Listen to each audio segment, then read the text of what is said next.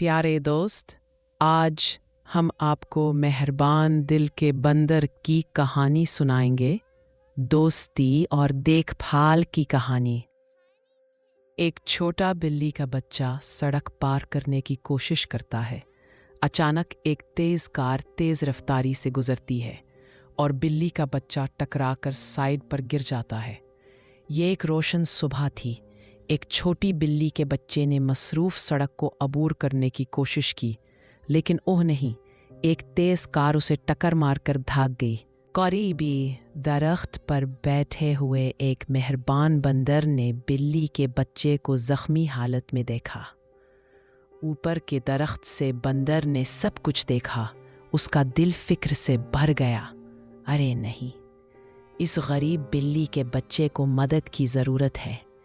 मुझे कुछ करना चाहिए। बंदर तेजी से नीचे चढ़ता है, दोनों तरफ देखता है और एहतियात से बिल्ली के बच्चे को उठाता है। 1 सेकंड ज़ाया किए बगैर बंदर ने नीचे छलांग लगाई, सड़क का जायज़ा लिया और ज़ख्मी बिल्ली के बच्चे को आहिस्ता से उठाया। तुम फिक्र ना करो दोस्त, मैं तुम्हारी मदद करूँगा।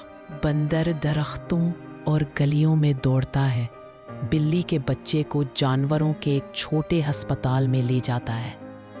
वो जल्दी से करीबी वेटरनरी अस्पताल पहुंचा।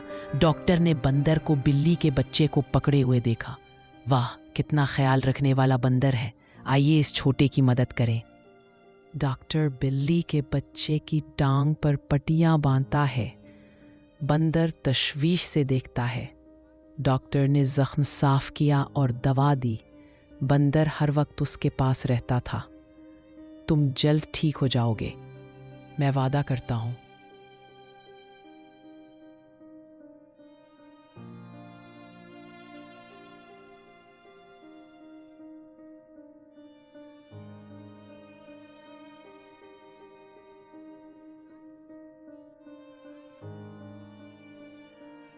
दिन गुजर जाते हैं।